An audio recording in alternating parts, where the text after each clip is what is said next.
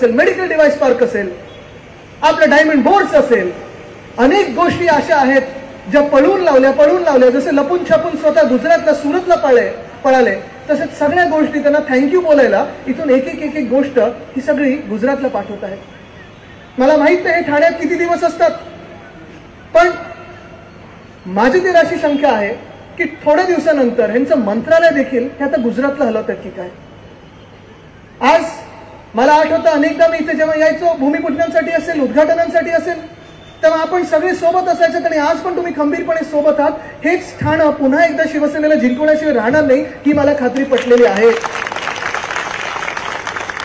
कारण जो ठाण्याचा विकास व्हायला पाहिजे होता, जो महाराष्ट्राचा विकास व्हायला पाहिजे होता, जो पूर्ण आपल्या MMR रिजनचा विकास व्हायला पाहिजे होता, तो विकास तर होत नाहीये. जी आपण जुनी केलेली कामं आहेत त्याच्यावरच स्वतःचे मोठे फोटो, मोठे होर्डिंग करतात, कटआउट लावतात, ऍडव्हर्टाईजवर खर्च केला जातो. पण आज विकासाच्या नावाखाली तो विकास जो होतोय तो स्वतःचा होतोय, त्यांच्या बिल्डर मित्राचा होतोय, त्यांच्या कॉन्ट्रॅक्टर्सचा होतोय, त्यांच्या गुंडांचा होतोय. पण सामान्य नागरिकास त्रस्त आहे. छोट्या छोट्या दुकानदारांना सतवलं जातंय.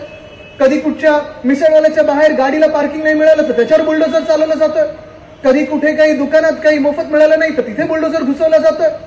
दुकानांकडून 5,000 10,000 रुपये हे सगळी जी काही तुम्हाला कलेक्शन आहे ते केलं जात आहे. पण आज महाराष्ट्रासाठी जो हक्काचा पैसा केंद्राकडून आणणं गरजेचं आहे, जीएसटीचा असेल, विकासासाठी असेल, ते मिळवण्याचा हे काही प्रयत्न करत नाहीत. जे काही करतात दिल्लीत जाऊन ते स्वतःसाठी करत असतात.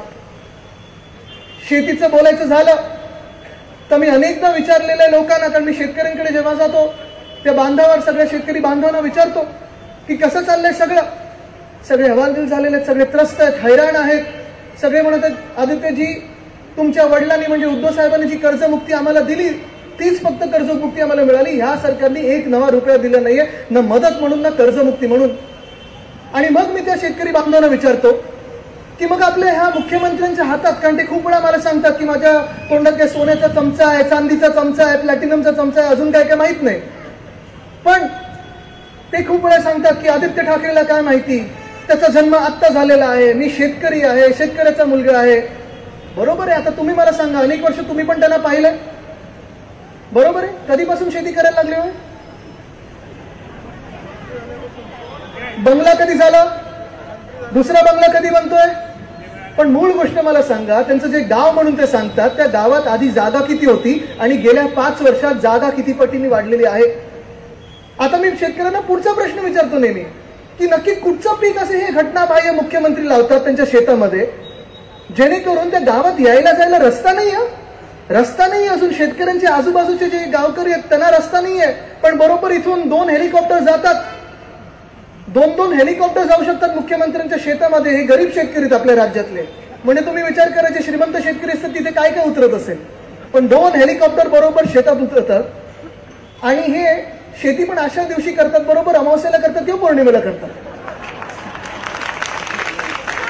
काय शेत असेल, कसलं शेत असेल यांचं? मडवी साहेब काय लावत असतील, काय वाटतं तुम्हाला? म्हणजे मी अनेकदा हा विचार केलेला. आता आपले केंद्र सरकारने देखील सांगितलं की